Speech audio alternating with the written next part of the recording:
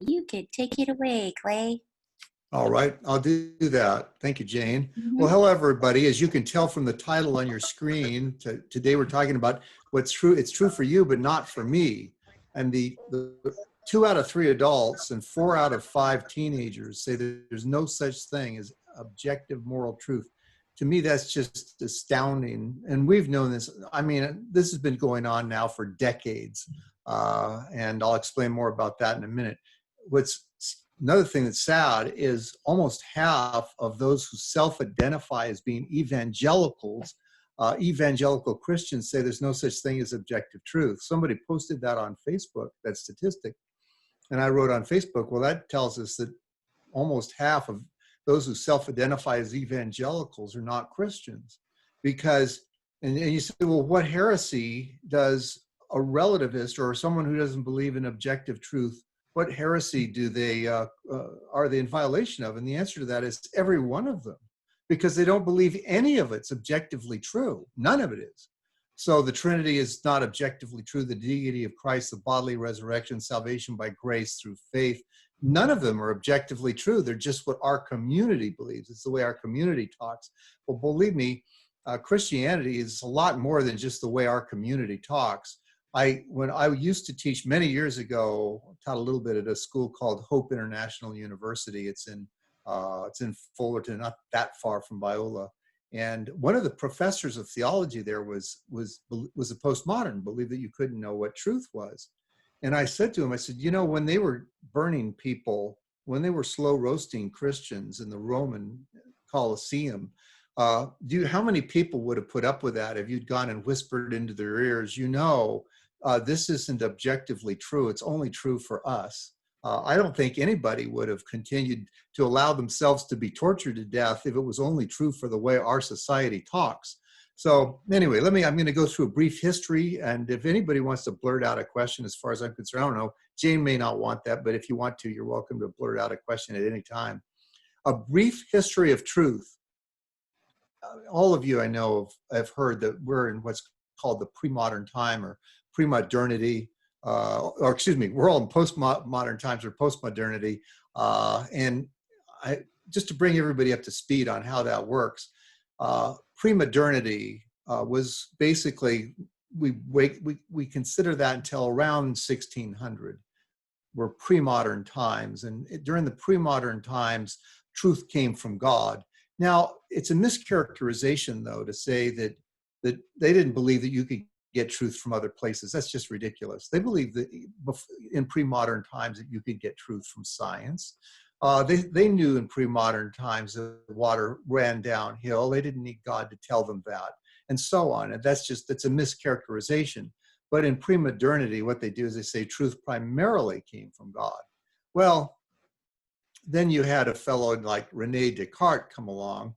He looks older. You know, he died at 54. So obviously, whenever that was painted, he died of pneumonia at 54. I talk about him in my book, Immortal.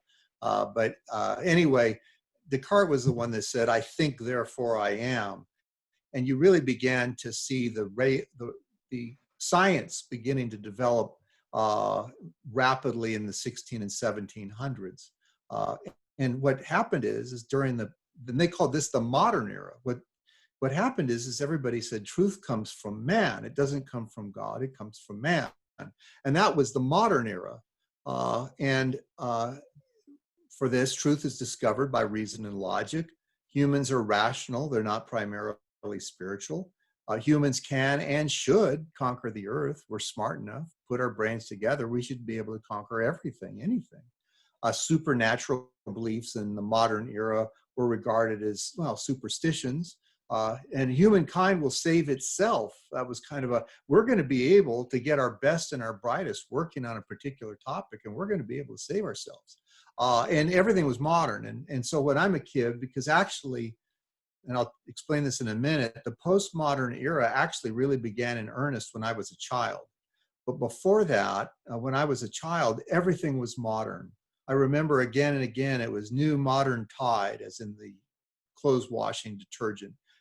Everything, they'd brand everything. Now this is modern, this is new, and they'd use new and modern, new modern Tide, new modern this, new modern that, this is modern.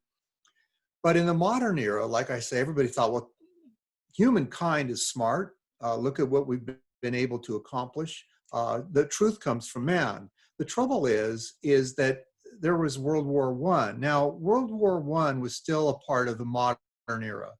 Uh, in fact, when World War I ended, they called World War I the war to end all wars. Why? Because they thought, you know what, we're going to learn from this. We're going to learn from this that war is a very stupid thing to do, that war doesn't pay, and now the best and the brightest are going to get together, and we're not going to go to war anymore because we just did that in World War I. And the beginning of the erosion of confidence in modernity was, well, World War II comes along. In fact, we use science, right? Because science was the product of modernity. Science was then used to kill hundreds of thousands of people, right? Science was used to make bombs. Science was used to make the nuclear bomb. Science was used in the gas chambers during the Holocaust. That was science that did that. And so people began to go, I don't think the truth's going to come from man. In fact, because it looks like as we're using science, they were blowing the smithereens out of each other.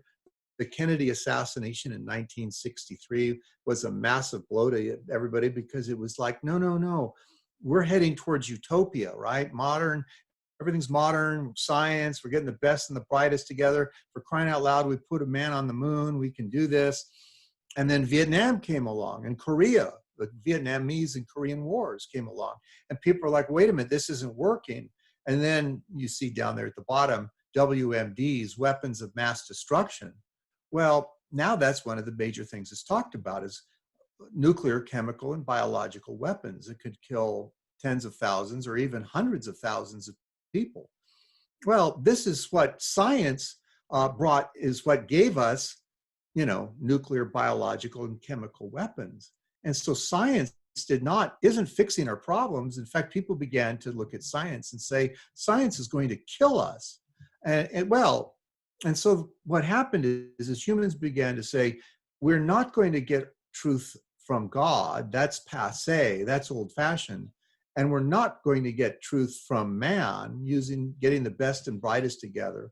Well, where are we going to get truth then? Well, we're going to get truth from nowhere. Truth's not coming.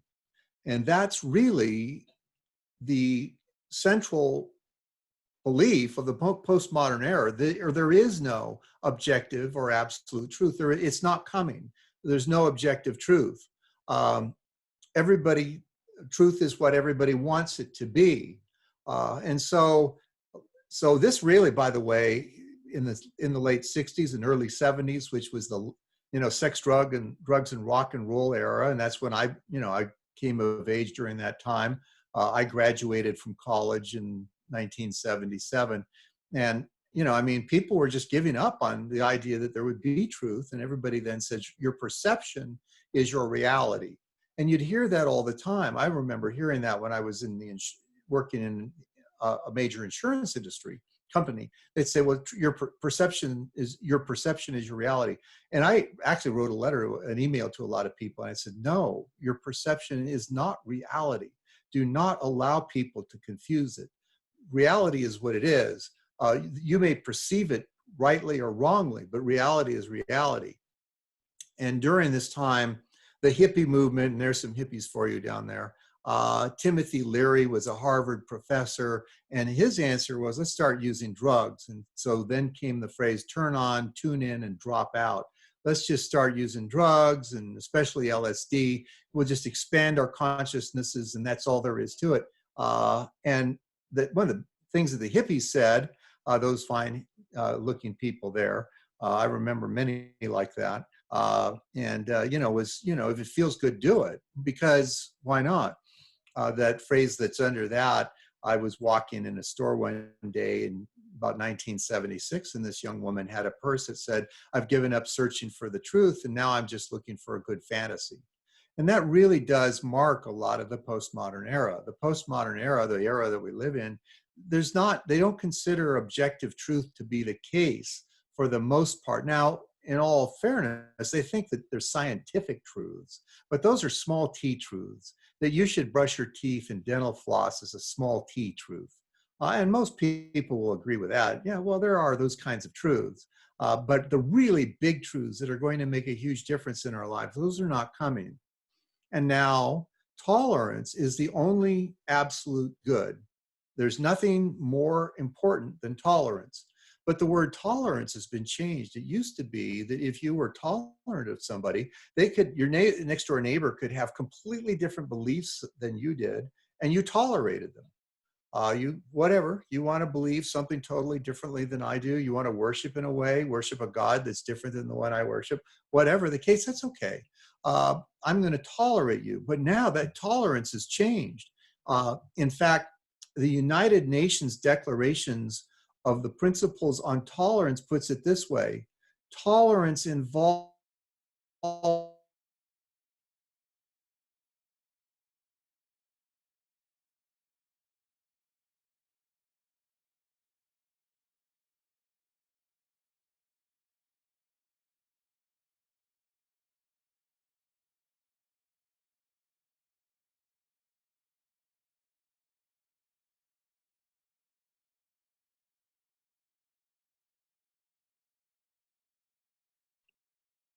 Hey, Clay, I think your sound went out.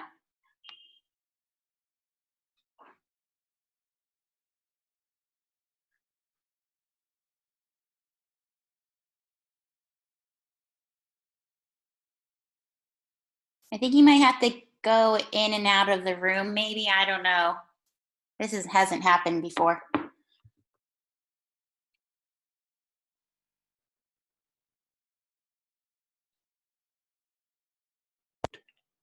Oh, You hear me now? yeah, there you go. You're just going to have to Okay. rewind maybe a minute. Okay.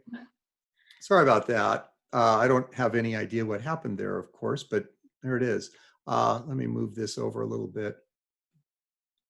I can't move that over. There we go. Anyway, I don't know what you hear now. Tolerance is now considered the only and the most important, the absolute good is tolerance. And tolerance has been redefined as that you are not going to disagree with other people. You can't, in other words, you're not tolerant if you even believe that men can't have periods. That's not tolerant. You shouldn't do that. Men can have periods. Men can have babies. See, to say otherwise is intolerant. Well, that's just ridiculous.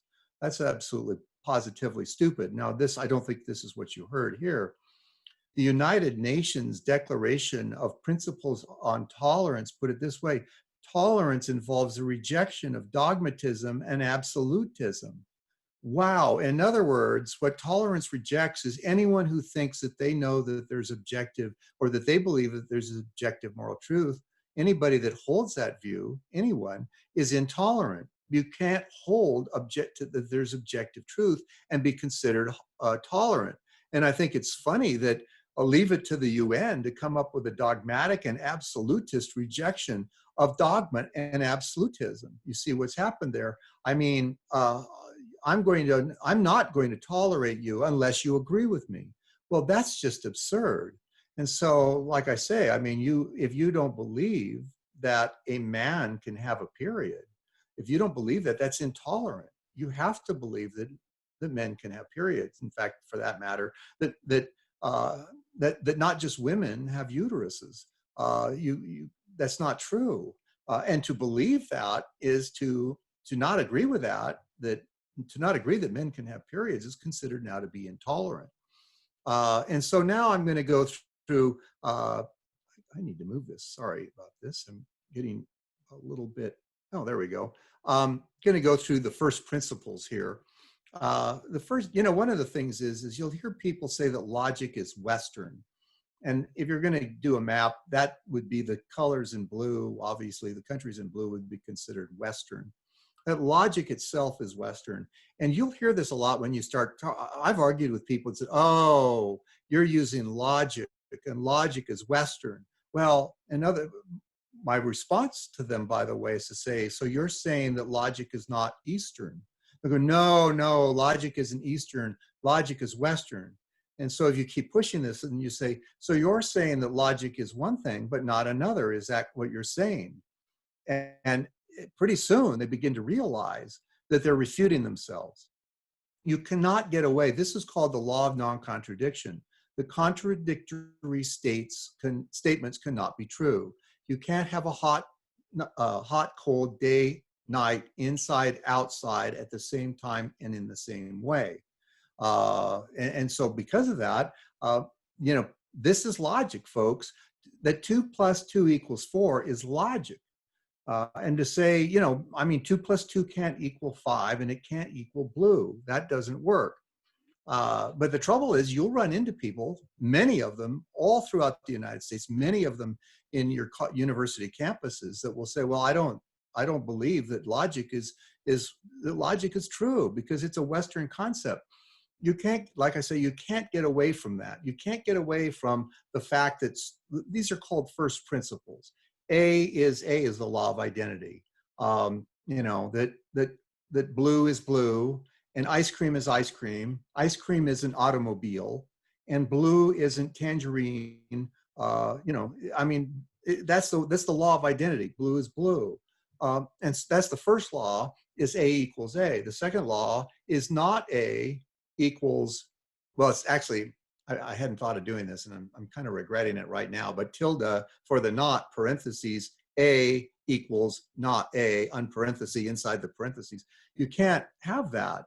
Contradictory statements cannot be true, but some people deny first principles. Lots of people do now.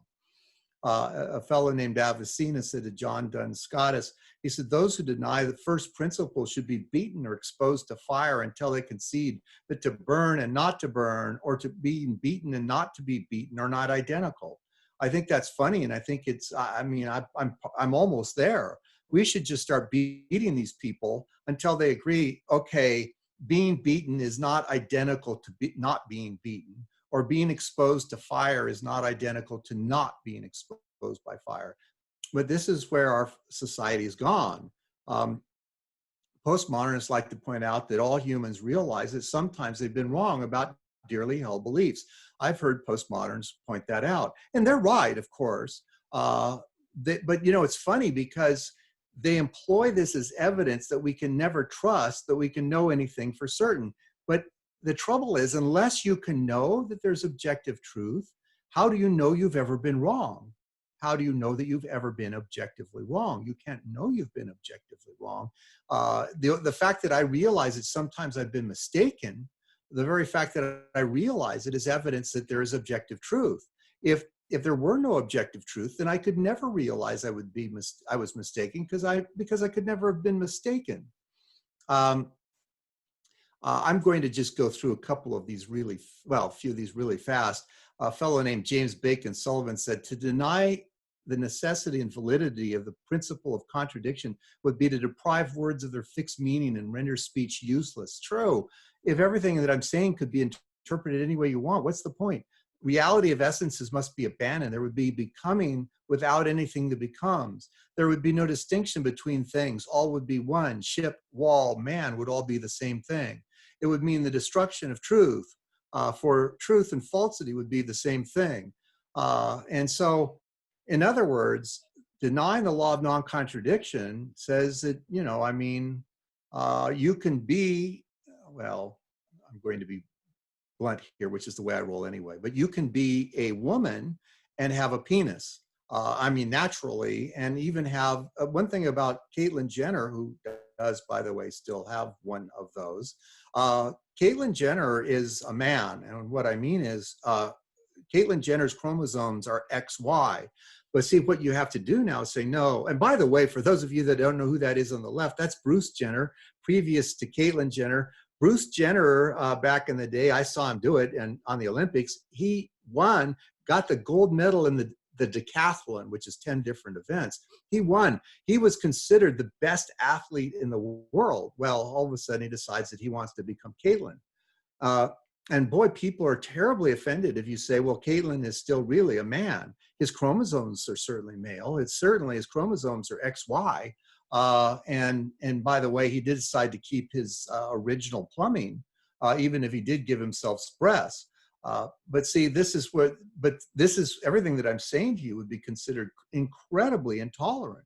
How dare you? Because nothing can, in essence, mean anything, because everything is up for grabs in this point of view. Everything is.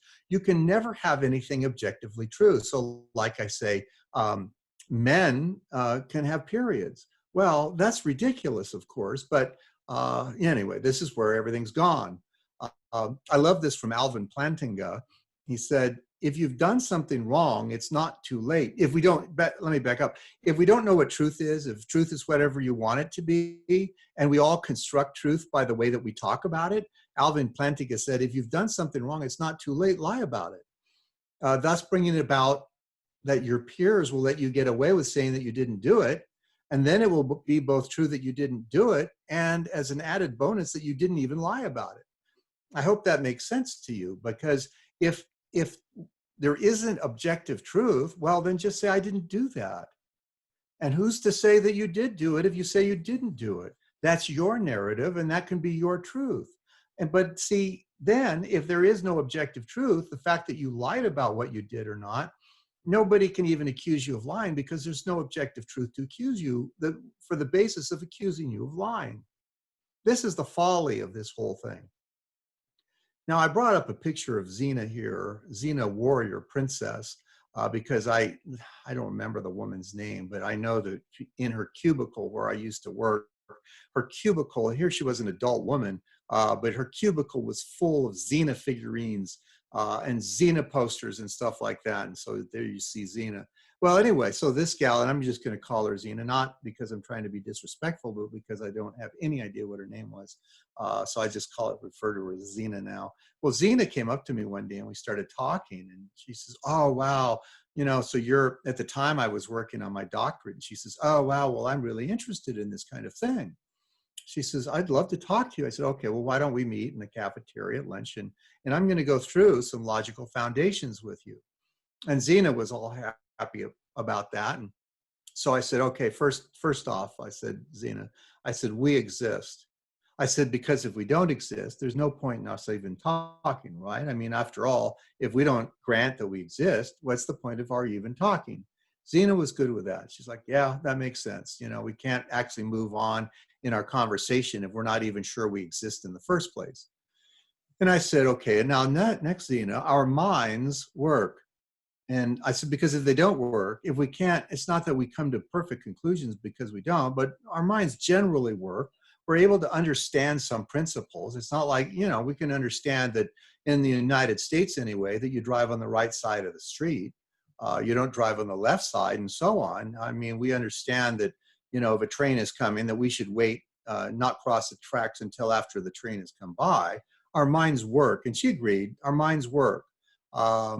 And then I said, and let me here's another one.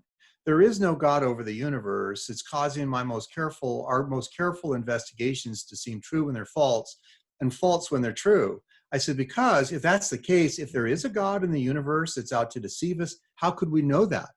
Because if there is a God in the universe doing that, we could never know that. And if we could never know that, then we should never be able to count on anything ever, because he's always trying to deceive us. Xena agreed. And then this next point, this is the law of non-contradiction. I said, and contradictory statements cannot be true. I said, you can't have a hot, cold, as I told you earlier, you can't have a hot, cold, day, night, inside, outside at the same time and in the same way.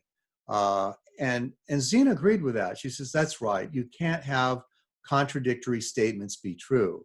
You can't say, I'm a married bachelor, because married means you have a spouse and bachelor means you don't. You can't say, I drive a colorless red car, because red is a color, and your car is either red or it isn't, but you can't have something that's colorless and red.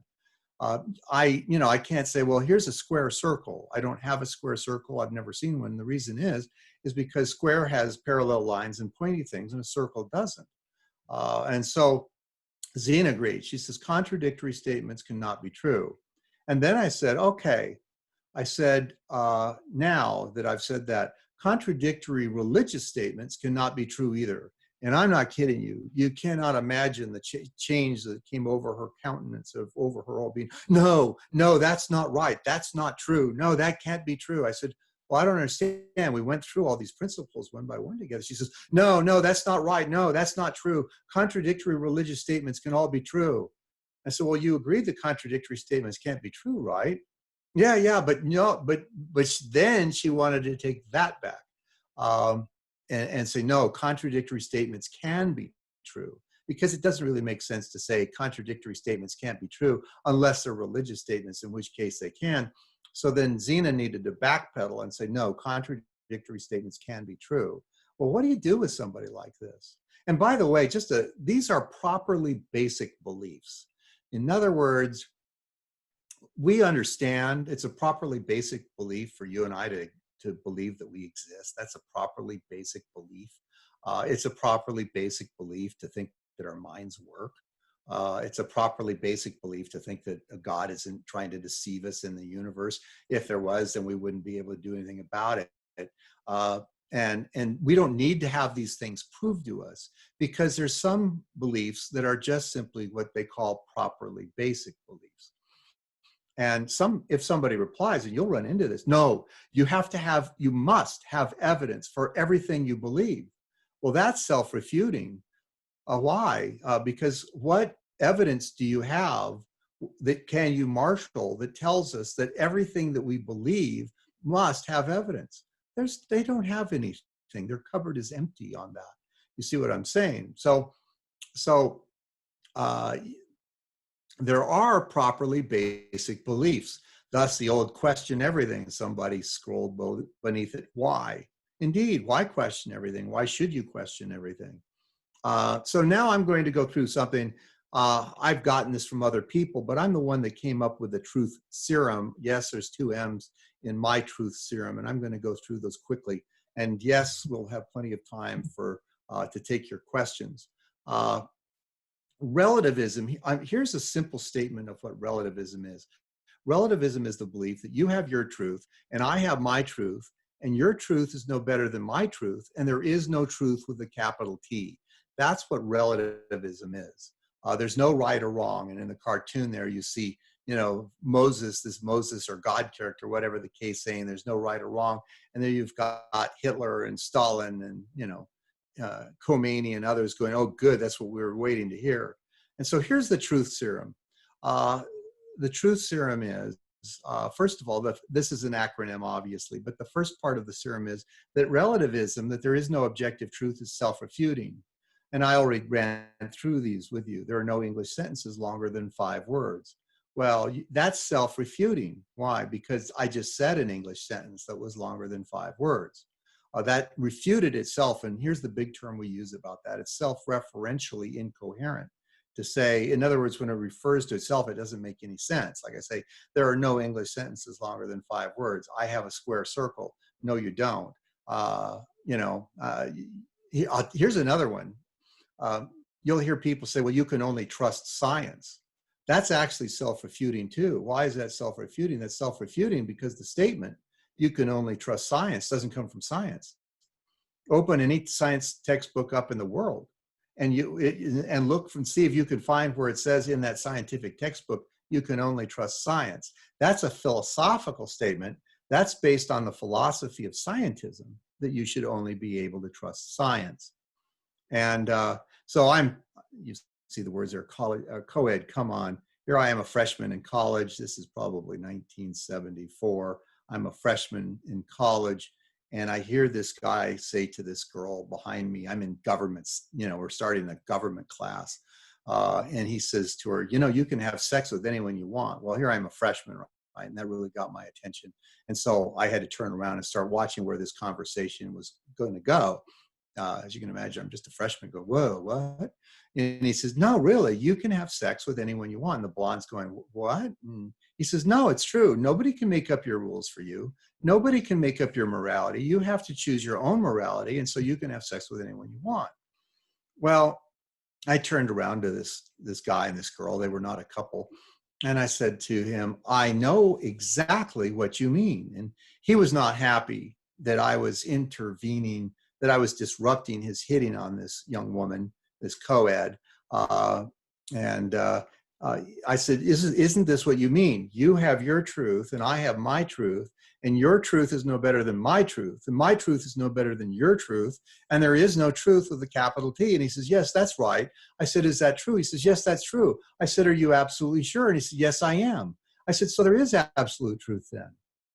Well, he paused because he realized he'd just been caught in a contradiction in front of this pretty blonde woman, young woman. And seriously, he looks up at the clock and he points and he says, class is about to start. And the blonde says, he got you. And I'm like, yes. But anyway, so the first trouble with relativism is it's self-refuting. The second problem, the E in this truth serum, is that it's evil enabling. And that's a photo of, dead bodies, well, skeletons piled up from the Khmer Rouge in Cambodia. If there is no objective truth, then why can't you do anything you want ever? Well, you can. There's no reason that you can't. And one of the questions that us apologists use, probably all of us have that are my age anyway, is it, you think it's objectively wrong to torture babies for fun? And I asked Zena this question, she says, no, there's no objective truth. I said, is it objectively wrong to torture babies for fun? And I encourage you to do this. I really do. Try this with your friends. Try this with your classmates. Ask them, the relatives, when they go, well, I don't believe we can know truth. Ask them, is it objectively wrong to torture babies for fun? And here's how. I don't think I've ever had anybody, a relativist, ever say anything other than what I'm going to tell you right now. 100% of the time they've replied, that's terrible. I hate that. And I'll say to them, yeah, but I'm not asking you for autobiography. I'm not asking you to tell me something about yourself. I'm glad that you hate it, but that's not what I'm asking you. I'm asking you if it's objectively wrong to torture babies for fun. And the response, again, this is how it always sounds. That's terrible. That's awful. I hate that. That's just so awful. And again, I will say, I understand that you think it's bad, but I'm not asking for you to tell me, I'm not asking for you to tell me about you. I'm asking you, is it objectively wrong to torture babies for fun? And try it on your friends at school. Try it on your family members and stuff that believe this, because like I say, a majority of Americans doesn't believe that we can know objective truth. And you will see them go, oh, that's just so terrible. And finally, and then I did this with Zena, I said, Zena, answer the question. Is it objectively wrong to torture babies for fun? And she said, I can't say it's objectively wrong. Now, I've taught this for many years, and I've had students in prior classes go, no, no one in my church would believe that. No one, no, that's just not even possible. And I used to, Craig Hazen and I both used to send them out, send the students out with a questionnaire to question members of their church. And they would come back to me and say, I actually had members of our church say that they couldn't say it was absolutely wrong or objectively wrong to torture babies for fun. They said, I can't believe it, but you were right. This is a lot of people believe this. Now, that's obviously a very stupid and outrageous thing. Who really thinks it's okay, objectively okay, to torture babies for fun? What's going on here? Well, what it is there's an old expression that probably maybe none of you know because it's a pretty old expression, but the expression is they understand that the camel's nose is under the tent. What does that mean? Well, back in Bedouin days when you had camels and tents, the camel, it didn't want to be in a sandstorm, right? And so the camel might push its nose underneath the tent. And if you saw the camel's nose under the tent, what you needed to do is you needed to go over to that big furry thing and slap it back out from under the tent. Why? Because if you didn't slap it back out from under the tent, you're going to wake up in the middle of the night smelling something funny. And that would be that you were sleeping next to a camel, because the camel's going to push his whole body into the tent. What's happening with these people is I mean, it's an absurd thing to say. You can't say it's objectively wrong to torture babies for fun. Of course, that's absurd and ridiculous on the face of it. But they realize that the camel's nose is under the tent. And if they let that go, that the camels can end up in there with them. And what's the camel? That you're going to say, oh, good, so there is objective truth then. And I would say to such a person, I'd say, okay, now we've discovered one objective truth. Let's see if there's another objective truth. And they don't want that to happen. Why, by the way, do they not want that to happen? They don't want that to happen because if there's objective truth, especially objective moral truth, that means that they could be judged. And they don't want to be judged. They don't want anyone to be able to say what you did was wrong. And so that's why they're fighting this. That's why they're trying to keep the camel out from under the tent. As I said, the trouble is you have, this is evil enabling. So right, the S is self-refuting. Secondly, evil enabling. Look at where this is going. A UCLA psychology professor, Paul Okami, and yes, he's teaching at UCLA presently, says, more to the point, at least some people claim that their childhood sexual experiences with adults have advanced their sexual self-determination, not overwhelmed it. I've interviewed such people. He says, so what do we do with these claims? What is the true origin of the hatred of pedophilia? I suspect that it's multiply determined, which is a big way of saying many reasons, but the Western version probably has the origins in the sexual heritage of St. Paul and St. Augustine, which characterizes sex as dangerous, dirty, sinful, ugly, destructive, and so forth. Notice you have a UCLA professor who's arguing in a journal that it's not necessarily bad for children to have sex with them. Where did this come from? This came from relativism. Princeton University ethicist, I always have to do that, Peter Singer said, listen to this, he says, we are animals. This does not make sex across the species barrier normal or natural, whatever those much misused words may mean, but it does imply that it ceases to be an offense to our status and dignity as human beings. In other words, you're not debasing yourself to have sex with a dog. But see, in Singer's mind, that's because he doesn't think humans are very exalted. He thinks you're just a bunch of animals. You're just an animal like a dog or a baboon or a wolf. You're in the same category, big deal. So let's not think we're too special. Certainly he doesn't think we're created in the image of God. This film here is bizarre and sad. This is a movie called Sleeping Dogs Lie, and it's about Amy who has sex with her dog, her German Shepherd. And she tells her fiance, and this is after they're sitting at the breakfast table, after in a moment of openness, she decides to tell him. And needless to say, he's not happy with her. In fact, he breaks off their engagement. Notice, but that they would make a movie like this doesn't surprise me. I mean, people make all kinds of weird movies. But what surprises me is as Rolling Stone's review of it. Listen to Rolling Stone's review. The Sleeping Dogs Lie possesses a quick wit and an endearing tenderness towards Amy as honesty wrecks her life. It's sweet, doggone it. Like I say, that somebody would make a movie like this doesn't surprise me, but that it would be reviewed and say, oh, come on, you know what wrecked her life? Listen to Rolling Stone. What wrecked Amy's life? It wasn't having sex with a dog. What wrecked Amy's life was that she told anybody, that she was honest about it. Honesty's bad. It's hurtful. Wow, really? By the way, somebody said to me afterwards, I was speaking, teaching this at a church, and somebody comes up and goes, wow, you watch a lot of movies. And somebody's asking, are you watching these kind of movies? I said, no, I never saw it, although I do, I read about it. I know there's no nudity in it. They don't actually show the deed. But so just to let you know, no, I don't watch movies like this. But it doesn't, I'm able to see what the reviews are and what the plot is without watching the movie. See, when I say relativism is evil enabling, they cannot say that it's objectively wrong. There's a moral difference between a man giving his wife a kiss and pouring boiling oil on her.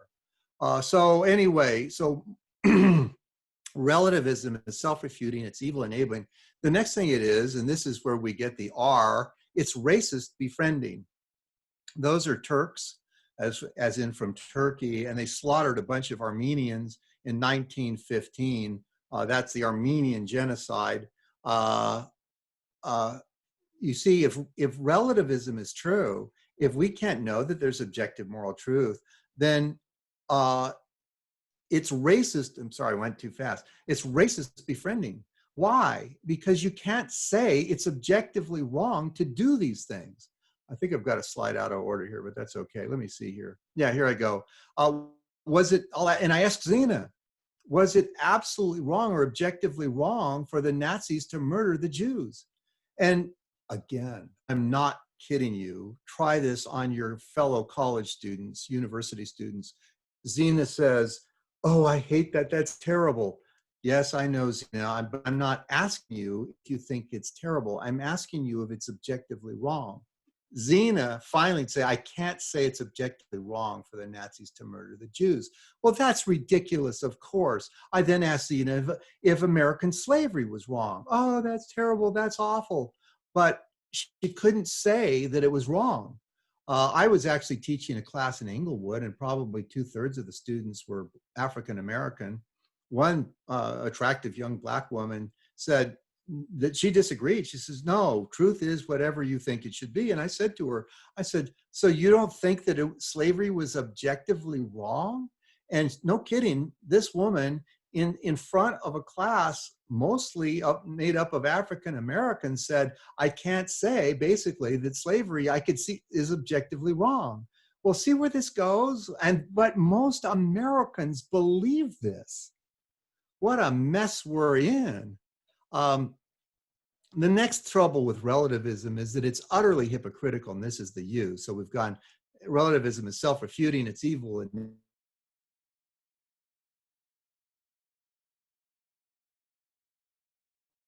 Clay, your sound went out again.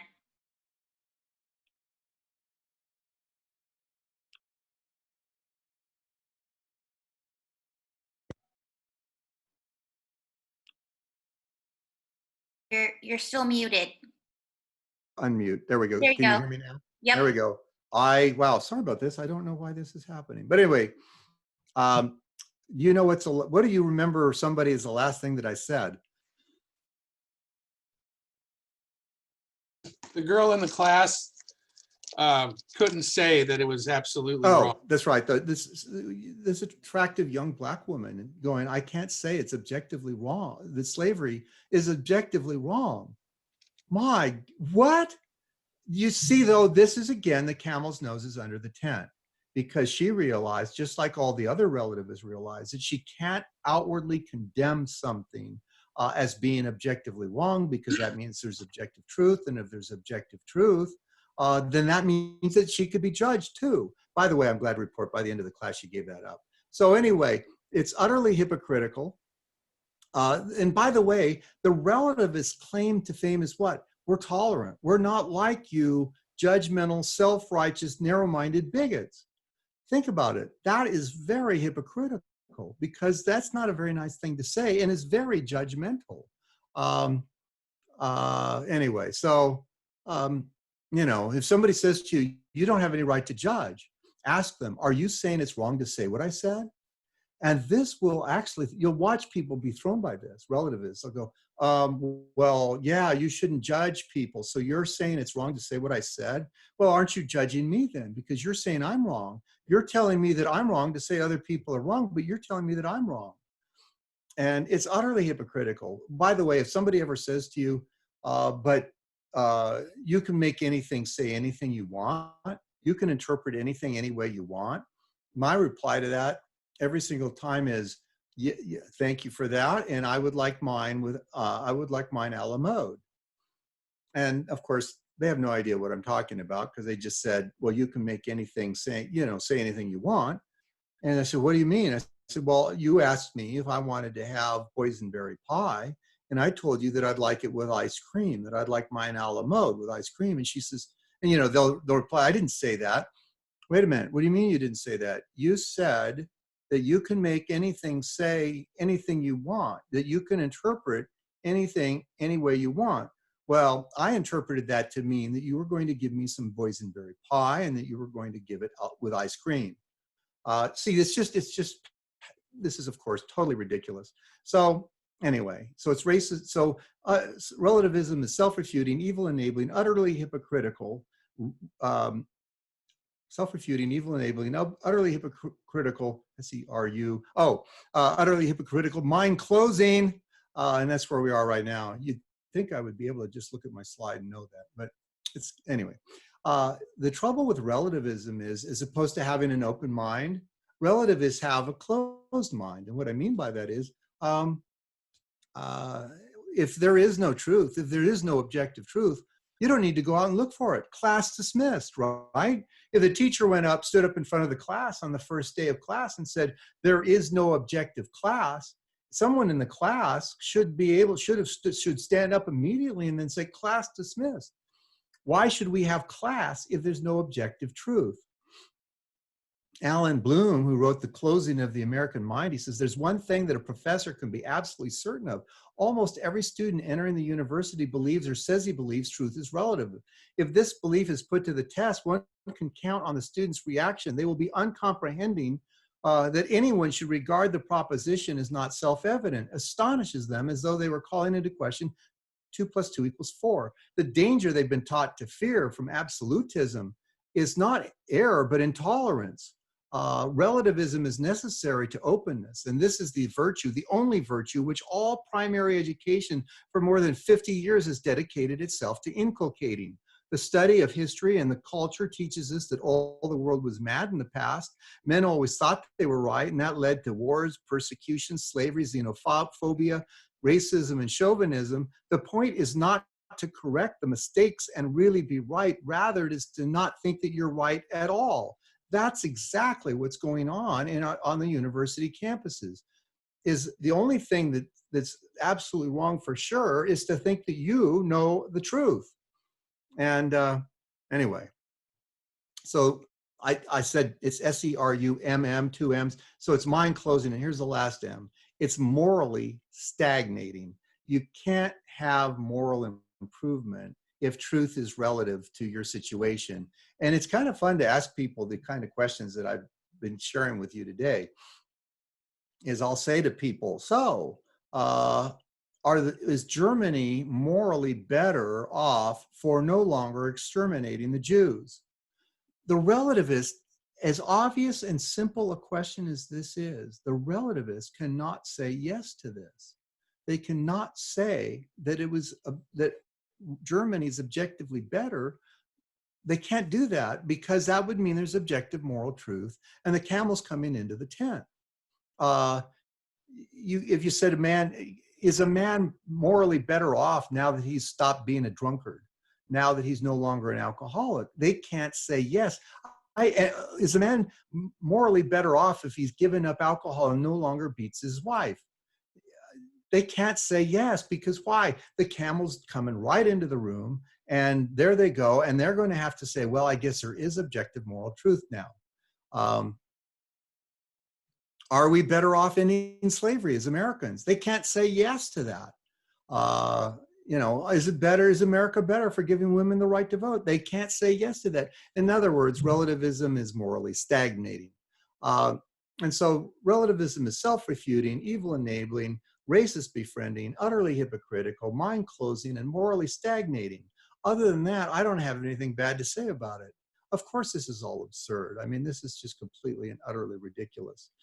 And I'm just going to end with this because people, when I've said this to people, they'd say, well, Clay, how nice for you, being a white male who lives in the West, that you would happen to be the adherent of a white male Western religion. How that's just so comforting for you. I've got several things to say about that. First of all, I want to tell people, let's open up a map book, or go to Google Maps or whatever, and you're going to find that, guess what? Christianity is a Middle Eastern religion. Christianity started in Israel. It did not start in the West. It started in the Middle East. Secondly, more blacks throughout the world are Christians than are whites throughout the world. In fact, as a percentage of the population, more African Americans attend Christian services as a percentage of the population than do whites attend Christian services. Not further, there are some, Christianity was in China before it was in Europe. It was in Asia. It was in Africa before it was in Europe. Most Christians are not white. Most Christians, there's more females throughout the world who are Christians than are males. And that's not just because men are a larger percentage of because there's more women as a percentage of the population than there are men. More women are Christians throughout the world than are men. More non-whites are Christians throughout the world than are whites. More people attended Christian services last Sunday in China than in every country of Europe combined. Add them all up: Germany, England, France, Spain, throw in Luxembourg for that matter, Switzerland, whatever. Oh, add them all up. More people attended Christian services last Sunday in China than in every country of Europe combined. And so when you put it all together, it turns out that I'm really the adherent of a non-white third world female religion. So anyway, I'm now at a place where I am ready to take your questions. I need to get this off though. New share. I need to pause share. You shouldn't see that anymore. I'm hoping that's right. Right, Jane? Still there. I think you just have to. Still there. Your Oh, there share. it is. There you go. Now it's gone, right? No? Yep. All right. Great. Okay. So Hello.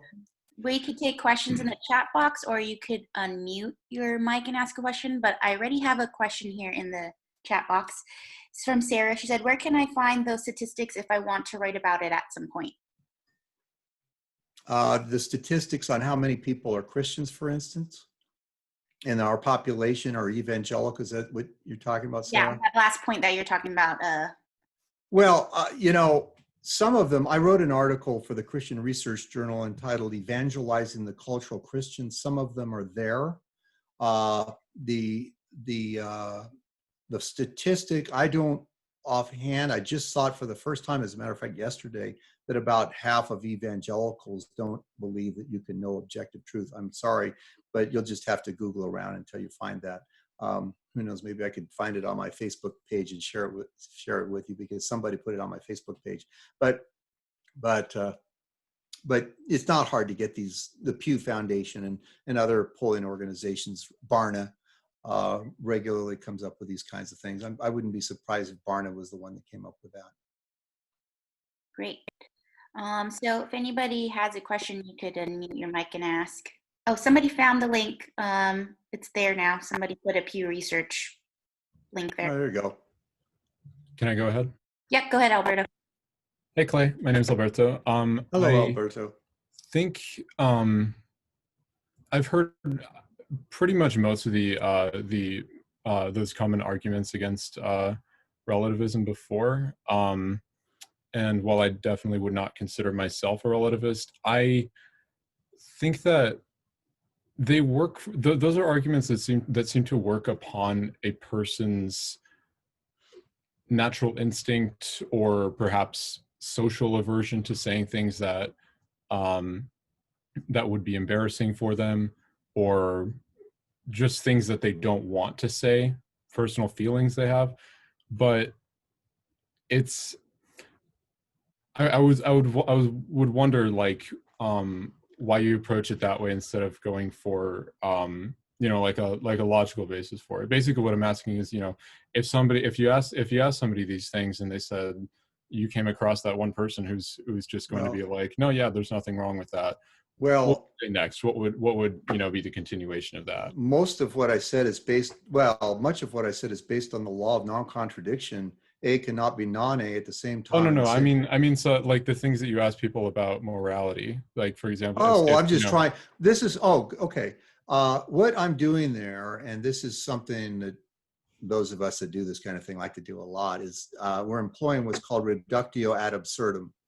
They're stating a belief, objective morality is not objectively true. Everybody can have their own morality. So what we do is we then apply a reductio ad absurdum, which is simply, we're going to reduce this to the most absurd thing that we can possibly think of, and then see how they do, making the most absurd possible argument.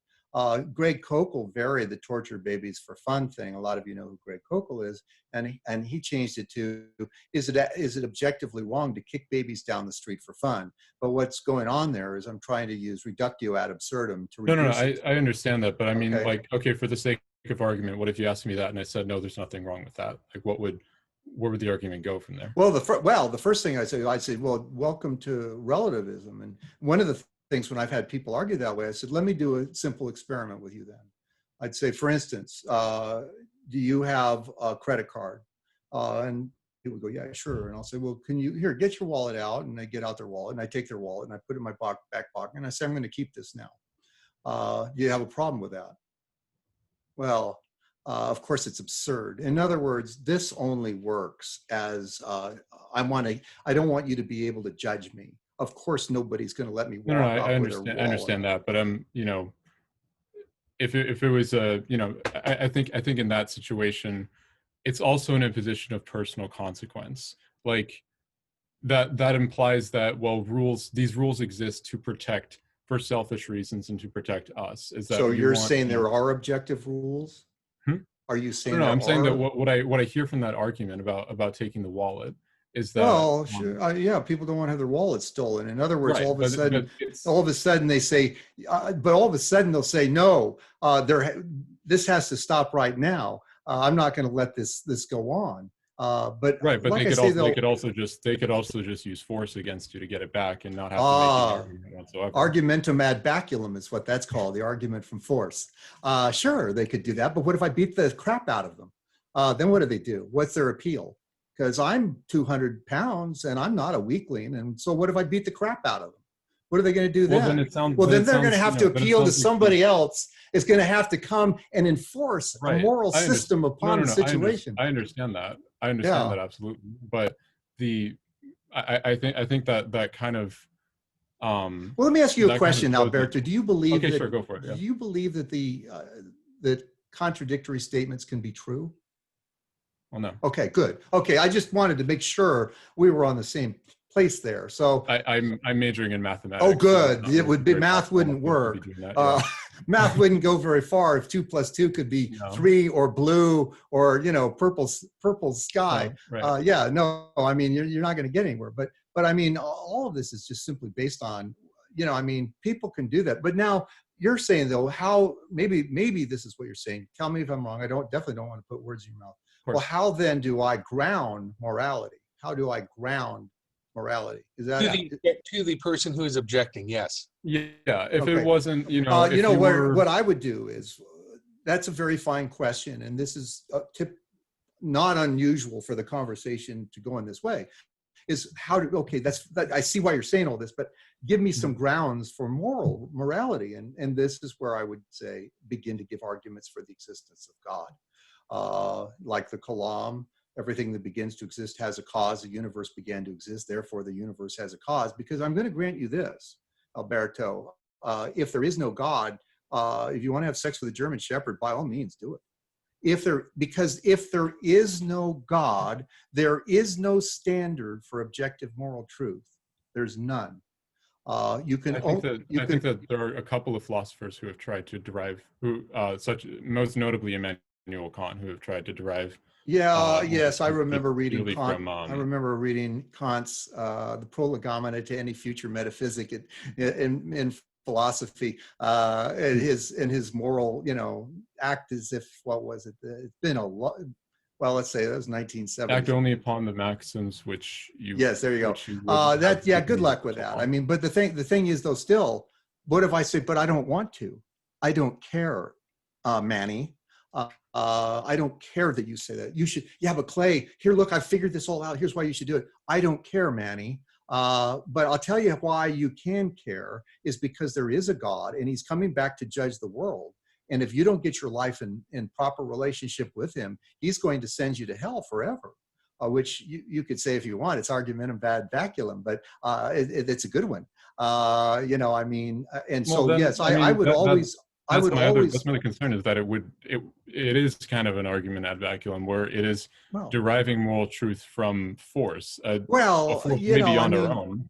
If there is a God, then if there is, see, I'm stating this as a premise. If there is a God, then he knows what's best and how people should act. I do not, by the way, live my life afraid of going to hell for a moment. No Christian has to. Was there a point, though, where I went, you know what, I'm going to be either on God's side or I'm not going to be on God's side? There's only two choices, right?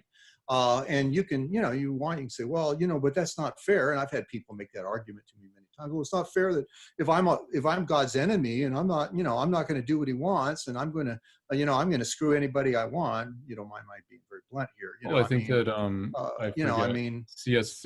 Lewis had a good quote on it where he said it's either of infinite importance or of no importance. Yeah, exactly. It cannot That's be as right. moderately important. That's right. That's good quote. That's exactly right. Christianity cannot be somewhat important. It's either of no importance or it's of infinite importance. And of course, although I'll say that I disagree on the on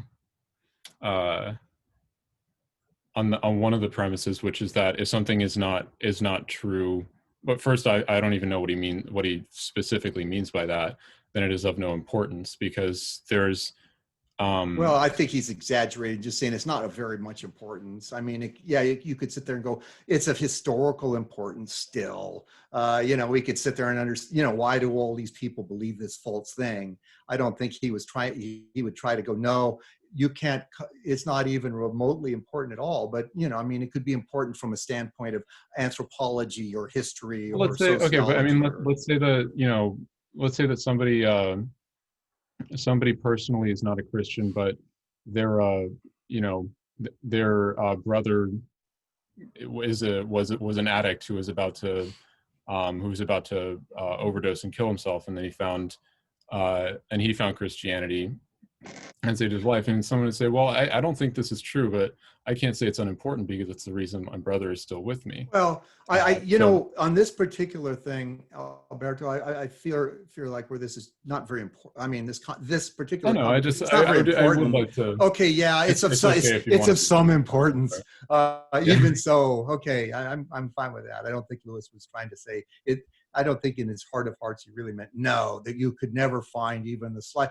But basically, his point is it's not hardly of any importance if it's not true. Okay. Well, can I ask one more thing? Is about sure. your response. Jane's actually in charge, but sure, go ahead. Yeah. Okay. Sorry, Jane. If I'm going on for too long, you can let me know. You're muted. You're muted. Yeah. Let's Jane, see if anybody else has a question, to give somebody else a chance for a question. I'll let it go on. I got it. Does anybody else have a question? Or it's going back to Alberto. Oh, okay. All right, go for it. So your response. I think that you said your response to somebody. Actually, I have one. Oh yeah, go for it. Yeah, absolutely. I'm sorry, I have one quick question. Hi, Clay. I'm Tony from New Jersey. Hi, Tony from New Jersey. Hey, I guess I have to ask, were you a Xena fan? Because that seemed a bit. No, not really. Flashback to many years ago. No, I was not. No, I was never a Xena fan. I don't remember what shows were on during that time. But no, never a Xena fan. All right, I don't know if anybody knew the show. That's why I just threw that. I know. That's why I showed her picture. Well, they're going to do a reboot. I understand, of Xena Warrior Princess. A reboot is in the works. Oh boy. All right. Well, I think I'll pass on it. That's okay. Any other questions, comments, or complaints from anybody before we go back to Alberto? No.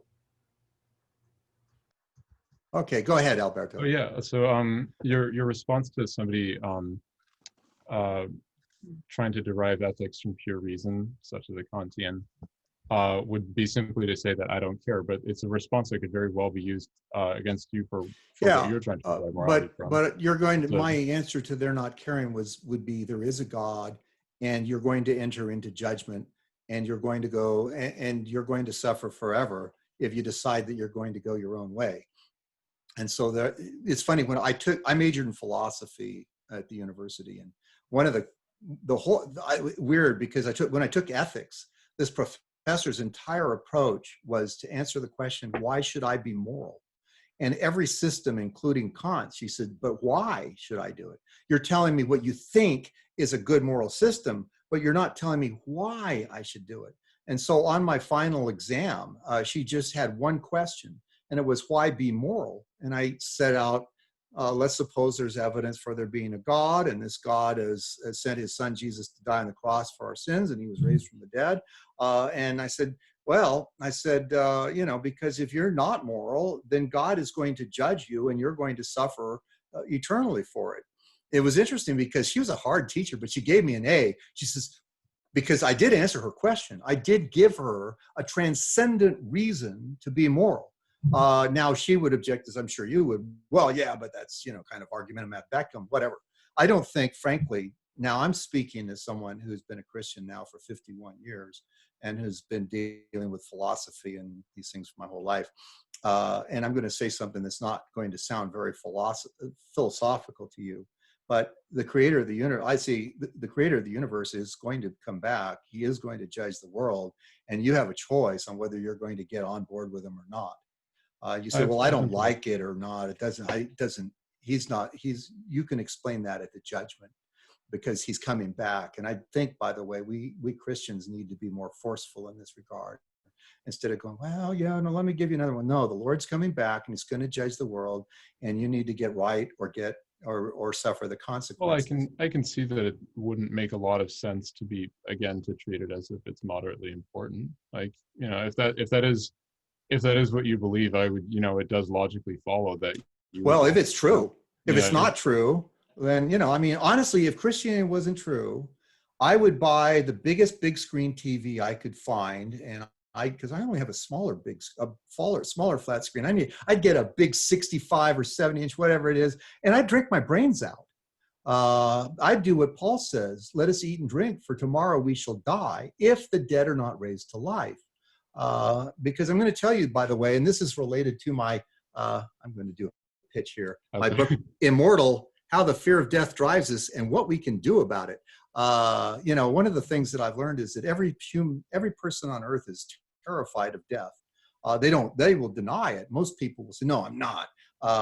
And I've decided over the years that they're not being entirely dishonest because they don't think about their deaths. They don't think about their deaths at all, not at all. It's only when they have a chest pain or get a positive back on a blood test, or then they find a lump somewhere that the fear of death, then they know how much they really fear death. Because the truth of the matter is Jesus came to free those who all their lives are held in bondage by their fear of death. And so, and I realized now this is not a class, this is not a session where I was asked to give evidences for the truth of Christianity. But if you ask me where I get my moral system, I get it from Christianity. And I would go, see, contrary to Kant and what other people might argue, oh, I'm almost there, the metaphysics of morals, something like that. Anyway. That's the groundwork of the metaphysics. Anyway, yes, I had to read that in college. But anyway, I mean, the question is, but that doesn't have any teeth. To somebody that goes, I don't care what Kant says. If I want to rape your daughter, I'm going to rape your daughter. The only concern I have is that I'm able to get away with it. Other than that, I don't care. What do we have to say to that person?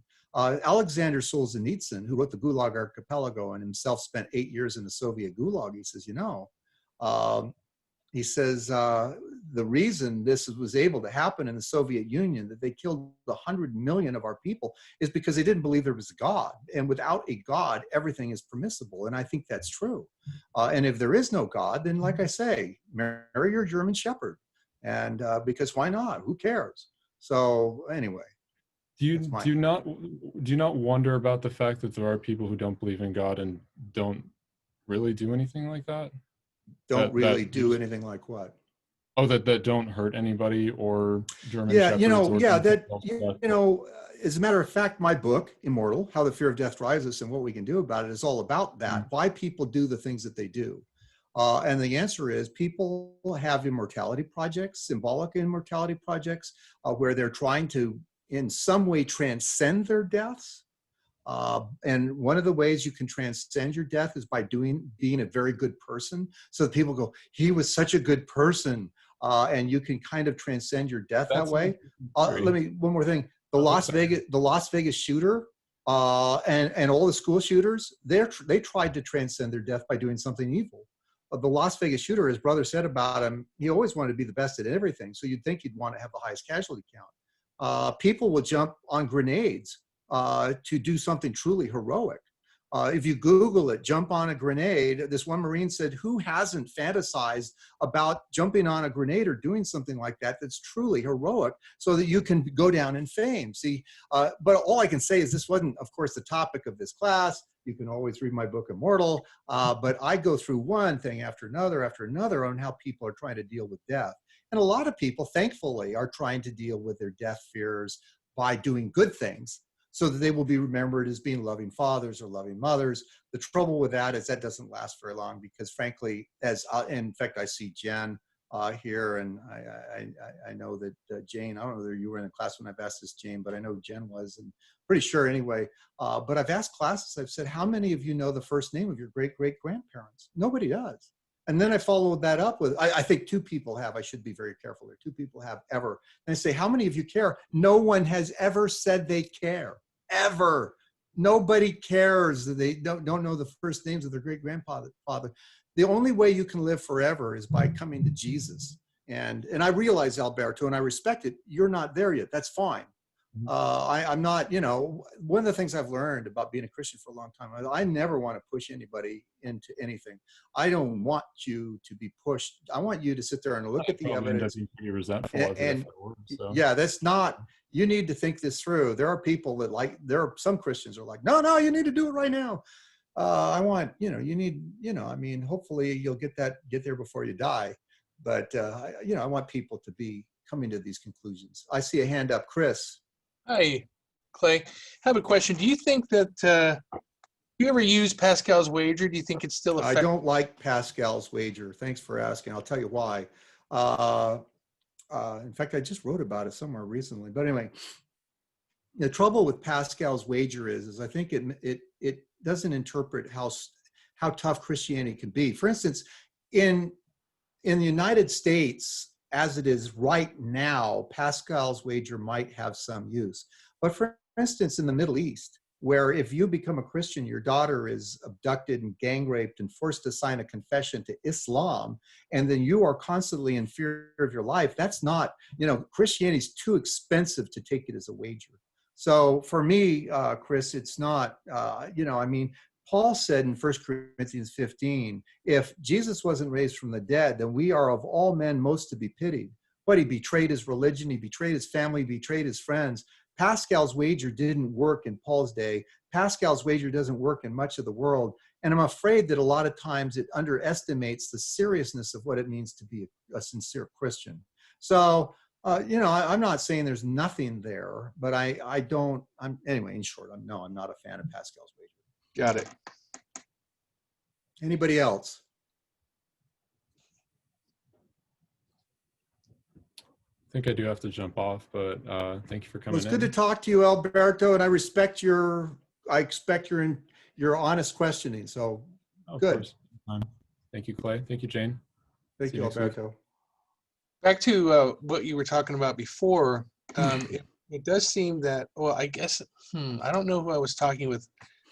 It might even have been Greg Kokel about what happens when somebody does not recognize or will not recognize that torturing babies for fun is evil.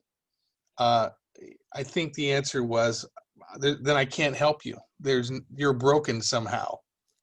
Yeah. And I can't fix that. Yeah, as you heard me do with Alberto, I don't go that way.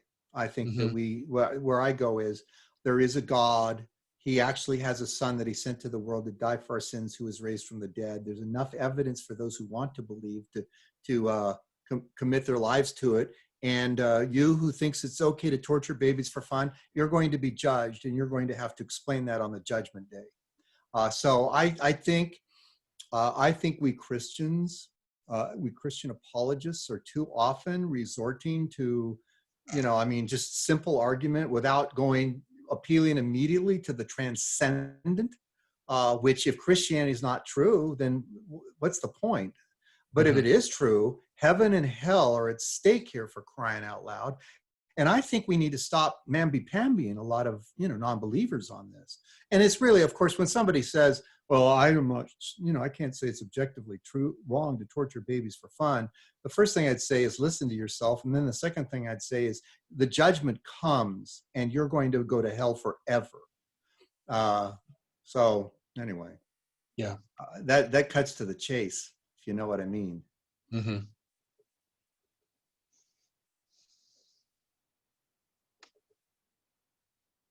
Anybody else? We got a quiet crowd here. Oh, look, Chris Sandoval, I see you unmuted yourself.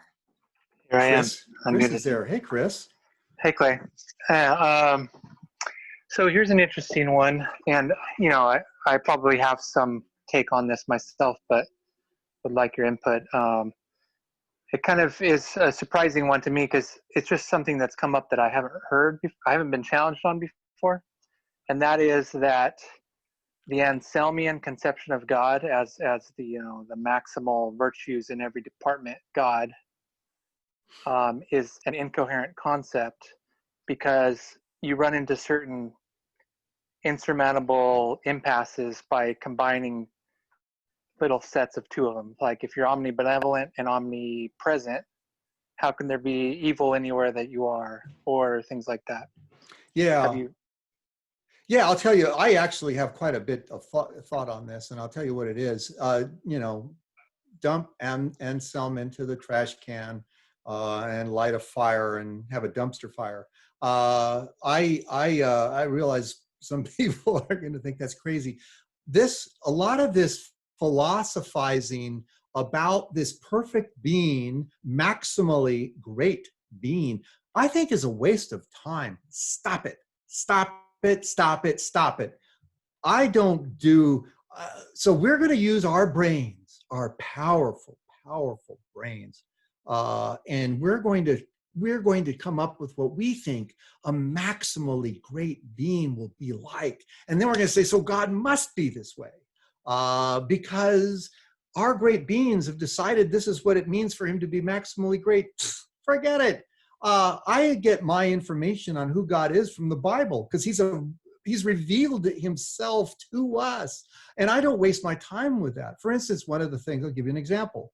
A maximally great being would know absolutely everything, not only everything that could happen, but everything that might happen in any possible world situation. And in fact, not only would he know that, but he would control every molecule. Because I can conceive of this being maximally great. That's really a great, wow, how great that would be to control the placement of every molecule in the entire universe, in all of creation forever, how great that would be. You know what? I don't think that's great.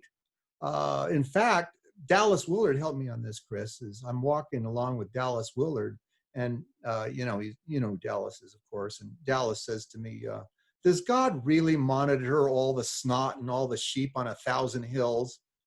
And I kind of laughed at that. And I'm thinking, that's really interesting. Is God really determining all the snot molecules in all the sheep on 1,000 hills? Is he doing that? I don't think he is. Oh no, then he's not maximally great because I could conceive of that. Throw that in the dumpster. God doesn't need to do that. Now, understand something, and J.P. Moreland and I have talked a lot about this kind of thing, by the way. Understand something. Moreland and I completely agree that God could do that if he wanted. If God wanted to, he could control every snot molecule in every sheep on 1,000 hills. He could if he wanted to, but he's not interested.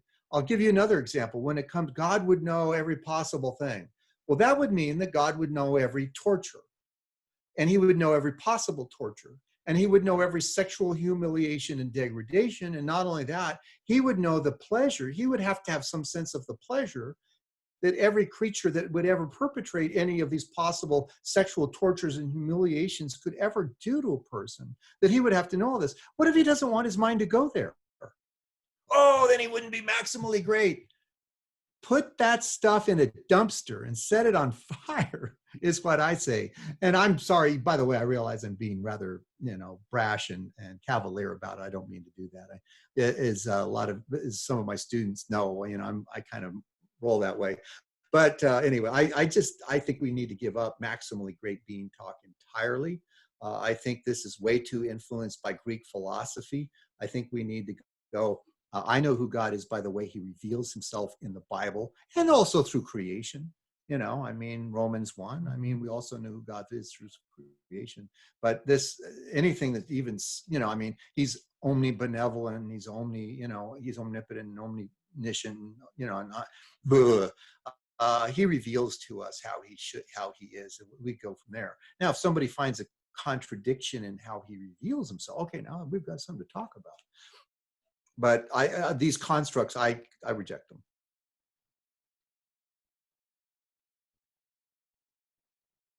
Anybody else?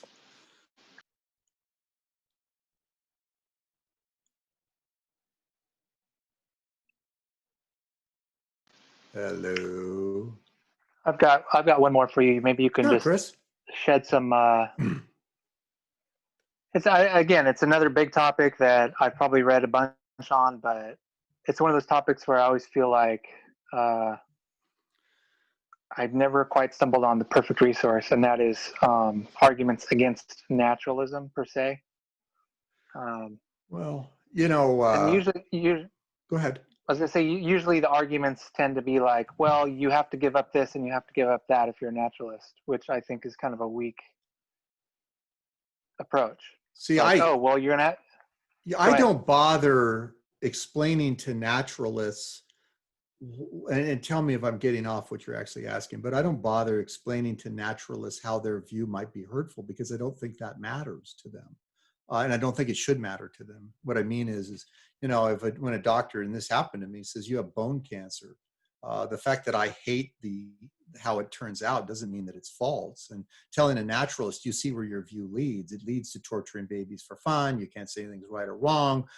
Your life is meaningless and purposeless, and you might as well just kill yourself, as a lot of naturalists are doing. And I talk in my book Immortal about the fact that you have a lot of people that are, atheists agree, by the way. This one atheist I quote says, we don't like to talk about it, but there's a lot of suicide in the atheist community, because why not kill yourself?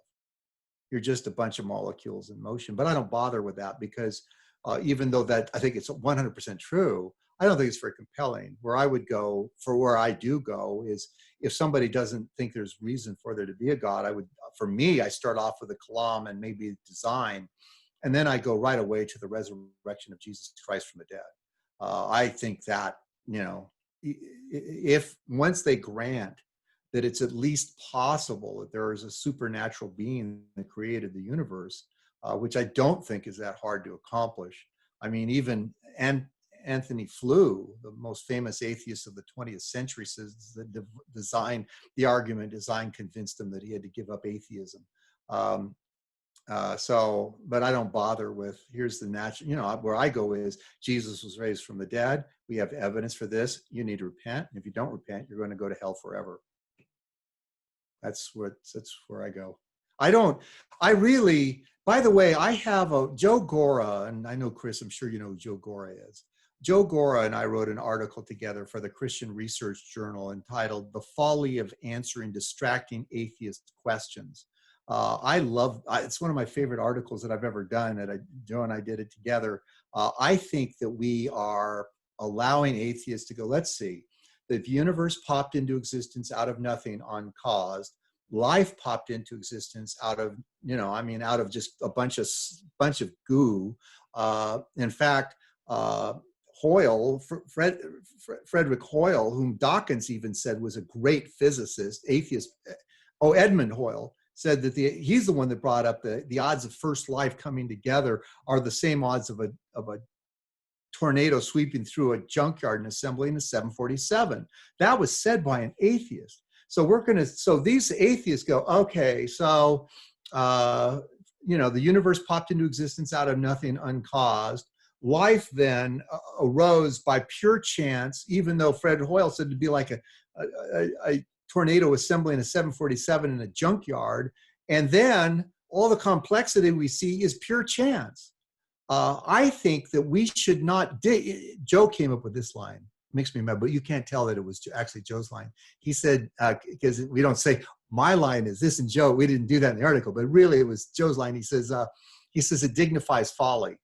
And I do think that we're dignifying folly when we start arguing with a straight face against people who are saying, well, the universe things can pop into existence out of nothing, uncaused. I think we need to laugh at them and say, you're just an idiot. That's just ridiculous. And I wouldn't say you're just an idiot. Sorry, there I go again. But I would say, you're only saying this because you don't want it Christianity to be true. That's why you're saying it, because otherwise you've never known of anything popping into existence out of nothing uncaused.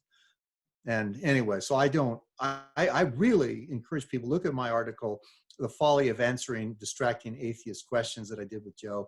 And I think we need to stop, I think we need to, when an atheist goes, well, first life just came into existence by chance, I think we need, instead of going, oh, wow, that's really smart, I think we need to go, that's really stupid.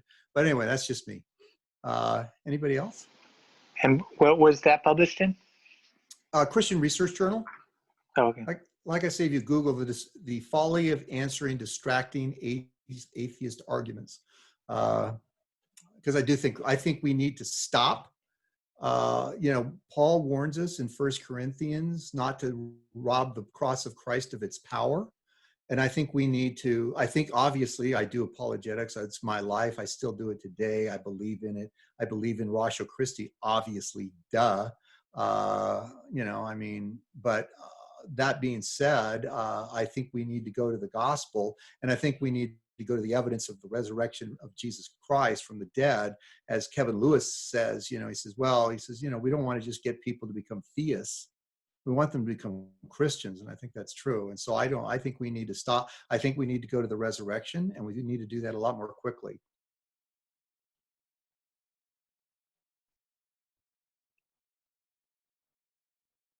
Anybody else have questions? Well, it's been a pleasure to be with you all.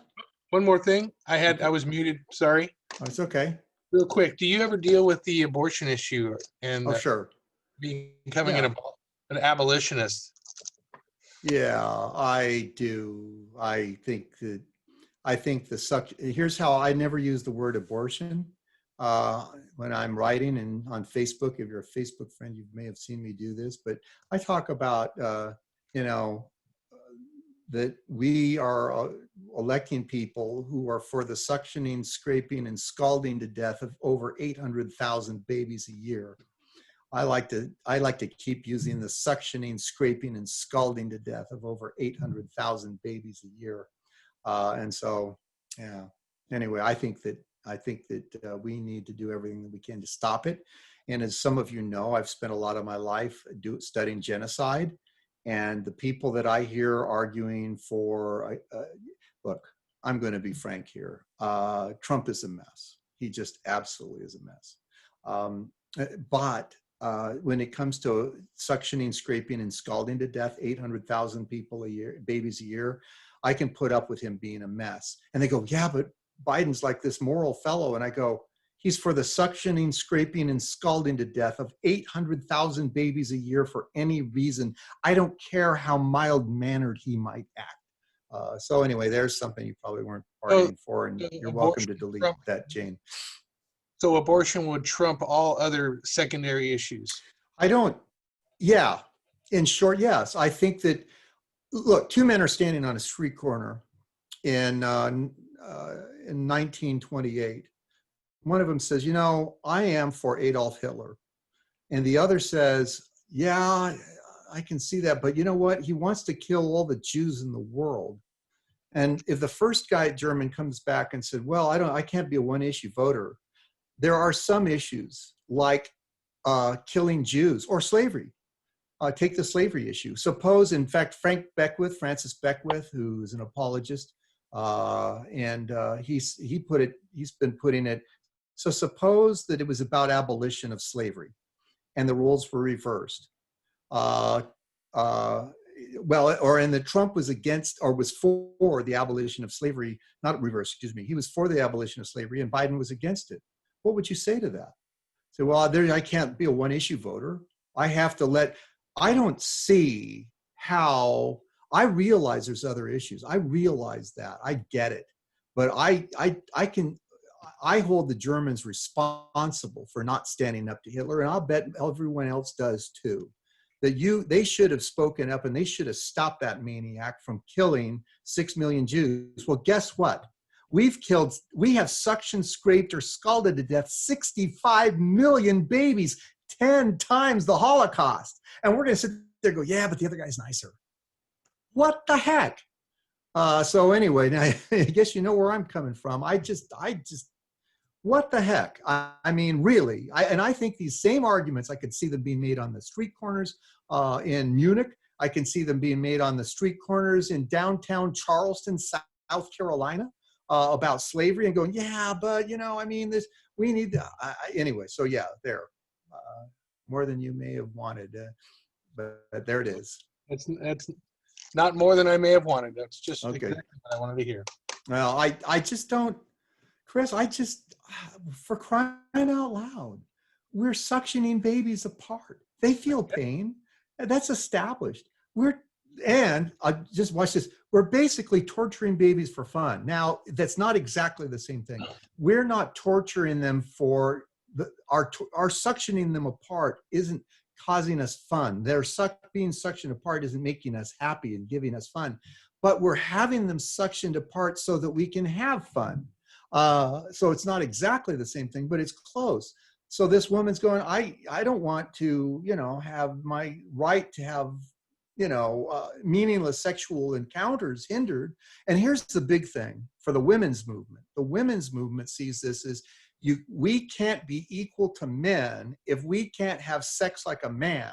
And the only way we can have sex like a man is if we don't end up getting pregnant. Because if we get pregnant, then we can't have sex like a man, and therefore we're not, in their minds, equal. Well, you know, anyway, I mean, therefore the suctioning, scraping, and scalding to death of the unborn, and I just don't have any time for it. And yes, Trump has done, in all fairness, he's done a lot of some other good things that I think are good too. I think the Supreme Court, look, I think Biola University would cease to exist probably if Hillary had been elected to office in 2016. There may not be a Biola University because there was a bill called SB 1146, and SB 1146 was that schools like Biola would be required to hire homosexual faculty members. It would be required by law. If Hillary had won and replaced the Supreme Court justices with more liberal people, I wouldn't be surprised if that law stood and Biola was gone along with every other Christian institution. So it's not just about abortion. The high court is huge. And I have to say, Trump is, you know, he does so many things that I go, that's such a stupid thing to do or say. But what he does, I go, wow, this is good. So anyway, I realize we're now way off what we were started on, but that's my 2 bits. Cool. Thanks, Clay. My pleasure. And you can lop the end off if you want, Jane, but there you go. We'll do some editing. There you go. Anybody else have questions, or we'll let Clay go and he could go? Send me that edited part so I can send it out to a couple friends of mine. There you go. I seriously, I just don't. We're suctioning, scraping, and scalding to death over 800,000 babies a year. I mean, I'll tell you, I've got one more thing. I've got a friend who now he's a harbor pilot in San Pedro, brings in oil tankers, but he used to be a ship's captain. And he actually encouraged his girlfriend, before the woman he's now married to, not the same woman, he encouraged her to have an abortion. He feels terribly guilty over that. And he said, you know, he says, I can dig ditches. I could lose, if the economy goes south because of the guy that I elect, if he's against abortion, he says, I'll dig ditches, but I'm not going to do anything to aid, you know, aborting children. I'm not going to do that. And I think that's right. I think this issue reigns supreme. And I think that, and I've seen people make excuses. Well, there's more issues than that. More issues than suctioning, scraping, or scalding to death 800,000 babies every year. Anyway, so there you go. That's true. But my the pushback I get is when the R's had power, they did nothing about it. Yeah, whatever. Okay, they didn't do as well as they could have. But you know what? This is something, here's the thing is, when the R's had power, in this case, they did something about it. It is true that Republican presidents have nominated Supreme Court justices that turned out to be massive disappointments. But the latest crop have been good folks. And the only place it's going to occur is going to be on the Supreme Court. This is a decision, if it's going to ever be reversed, it's going to have to be reversed on the Supreme Court. It can't be done by Congress. because the Supreme Court has decided that this is constitutional. And so, you know, I mean, so anyway, yeah, sure. That's just a smokescreen, a rationalization so they can vote for their pocketbooks. I know people, this one apologist that doesn't have health insurance, and he thinks if Biden gets in, he'll get health insurance. And so he's all pro Biden. And I'm just like, yeah, I get that. But you know what? We're talking about the suctioning, scraping, and scalding to death of 800,000 babies a year. Do I sound like a broken record? That's okay. Cool. Well, anyway, everyone, pleasure to be with you. And Jane, thank you for having me on. And I would be glad, you know, this is kind of what I do now. So if you ever want me on again, let me know. Are you no longer with Ed Biola? I am no longer a full-time professor at Biola. They have given me the title of visiting scholar, which doesn't come with a salary, but it does come with my library privileges. And I get it. I still have my Biola email address. Two things I'm glad about. They are in, Craig Hazen is intending to use me during the summer session and for other things, because I have this official Talbot School of Theology visiting scholar title.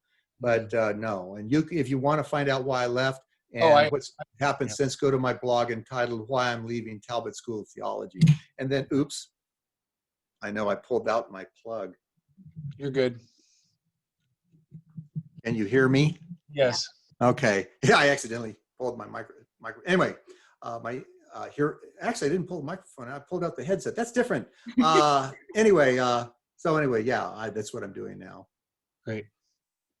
Well, anyway, everyone, thank you. Pleasure to be with you. Thank you, Jane. And who knows, maybe I'll be talking to you again in the future. Bye. Yeah. Okay, bye. Good Bye-bye. night. Thanks, Jane. You're welcome. We'll see you guys next week. Could you post that again? Are they all posted in the same place? Yeah, they're all on the same YouTube channel. Super.